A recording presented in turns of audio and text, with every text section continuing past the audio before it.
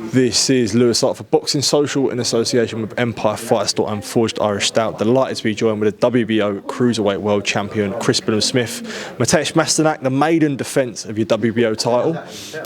How's things, mate? How's camp been? How's everything been flowing as we prepare for this Sunday? Yeah, it's been really good. Been flying in camp. It's been a nice long camp, and looking forward to it. It's great, buzzing to be back at the BIC. Should be a phenomenal atmosphere, and excited to be here as defending champion. You talked about it being a long camp. Obviously, there was a few rumoured dates for this. Obviously, it was meant to be around December time. Do you feel like you've sort of benefited a little bit from that extra prep where you might not know the date? So you've been preparing potentially for an earlier date, but you had the sort of extra weeks to prepare. Yeah, for sure. I've been. I'm always in half training and half camp anyway, and then you start getting an idea of a date, so you start training a bit more towards that and getting the sparring and preparing for the earliest opportunity. I had a couple of extra weeks, and it definitely benefited me.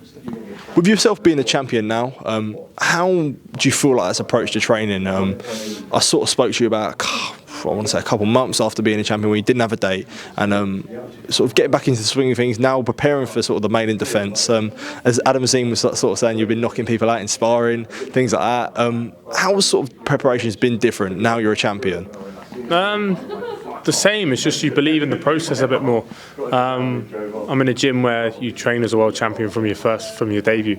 You might do slightly less rounds in sparring and on the pads and stuff, but the way you approach it and the lifestyle you live has to be like you're a world champion already, and that's why we have so much success in the gym. And got numerous world champions in there now and European champion, and it's such a successful gym because there's a standard set from the top from Shane and Josh Pritchard, where and so it hasn't really changed. It's just you believe in the process and you've seen it work, so you just keep following that process and add a few things in that work, or a few things that you can maybe learn about yourself, about your body and stuff, where you might have to pull back slightly or push on harder. So and you learn about yourself and your body all the time like that. So but it's just having that belief in the process and just trusting it. Do you feel like there is a benefit from yourself becoming champion? Things aren't much different. You're still training the same, things like that. Like you're not, if anything, you're probably training harder now. So do you sort of feel like that benefit where things haven't changed much? It's still the same flow no matter me being a world champion or not. Yeah. Everything, at the end of the day, whether you're a champion or not, you've got someone to fight and someone who wants to beat you. And that's the same throughout your whole career. So I train for everyone the same, whether there's a belt on the line or not, it doesn't matter. It's just about me improving myself and putting on as good a performance as I can on the night.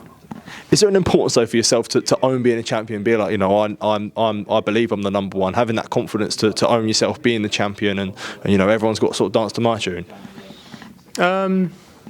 There's a confidence there for sure, but it's just about for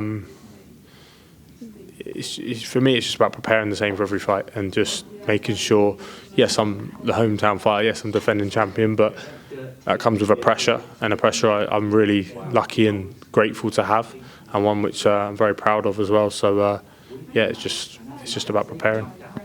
And when it comes to potential opponents, potential future opponents, I know you're not looking past Masternak, but does it feel a bit mad to you that you was calling these guys out, and now sort of they didn't really want to give you an opportunity? Now the roles are reversed, and they're sort of chasing your tail in a way. Yeah, it's funny. It's but that's boxing. That's boxing through and through. How you're in 1 minute everyone loves you, 1 minute everyone hates you, or 1 minute no one wants to fight you, and then the next minute everyone wants to fight you. So. That's just the fickle world of boxing, but I enjoy it, I embrace it, and I look forward to all comers. Well, on Sunday night, Matuesz Masternak, he's very familiar to the UK crowd, obviously fighting Tony Bellew before. Do you feel like you have to be careful for this fight, where no matter how many losses he had, how much experience he's had, he can definitely provide challenges for you? Yeah, he's one of, if not the most experienced world-level cruiserweights, in the world, because of how experienced he is. 52 fights. To be boxing at the level he's boxed at for so long, have 52 fights and never been dropped. Like, what a feat that is. But I'll be looking to change that on Sunday night, and I believe I can, and I believe I will, because my style is different. I'm one of the fastest cruiserweights in the world, but I also hit very hard with it, very tough and strong in there. So I've got to make him feel that. Well, we couldn't talk about sort of what could be next after this. I know you sort of, as I said, you're not looking past Masternak. We did see Richard Riakporhe stop Dylan Brejon a couple of weeks ago now. He did send a nice little video for you, which you responded saying, don't do drugs. What did you make of that performance? And do you feel like that could be next after this with a potential Riakporhe rematch?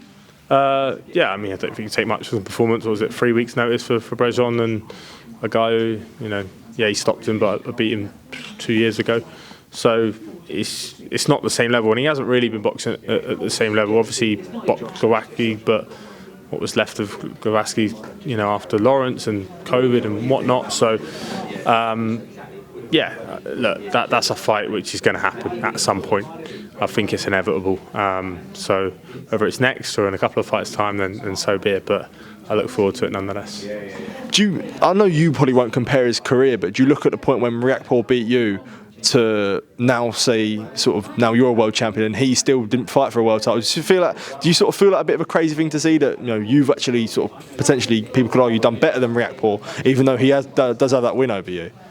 Even though it was close, it was a close fight. Yeah, but not really. I don't look at it. I think my as cruiserweights go in the last, when I boxed him 4.5 years ago, no one's had a better career than me in the whole cruiserweight division in terms of the people I've boxed, the fights I've had, the rise I've had, whether it's British or abroad. I've had a meteoric rise, but it's been a proper career where it's been managed so well, the right fights at the right time, all that experience I gained since that fight, going straight in there with Glover after, fighting Tommy McCarthy, Isaac Chamberlain, those big domestic fights where they're 50-50s, they're the fights you need to be in to win a world title. So, and I've been in them, and I've been there, and I don't really feel like the last hard fight he had was probably Jack Massey was after me, and that was, I had Jack winning that fight. I was there that night. So, yeah, it's but since then it's been plain sailing for him, which is credit to him because he's obviously improved a bit and got rid of his opponents. So, but yeah, look, it's exciting, and we're always going to be tied together. And I think that, like I said, the rematch will happen eventually. And is there a big desire for yourself you believe you're number one, but you want to prove it as well? Because obviously there's a lot of talk about Opataya as well. He's called Jay, and he said he want the WBO. Is there sort of a big streak in you to say, like, listen, I want to prove that I'm the number one? And obviously Opataya's got a fight, but I still want that fight as well. Yeah, for sure. I called him out here in the BIC after the Isaac Chamberlain fight. His manager was there, and I was like, let's do that. I would love that fight at the stadium or before, but it didn't happen for whatever reason. I'm willing to fight everyone. We tried to fight Gulamirian, that wasn't doable, and then ended up fighting Lawrence. And now I've got a world title. He's got one. He wants to unify against me.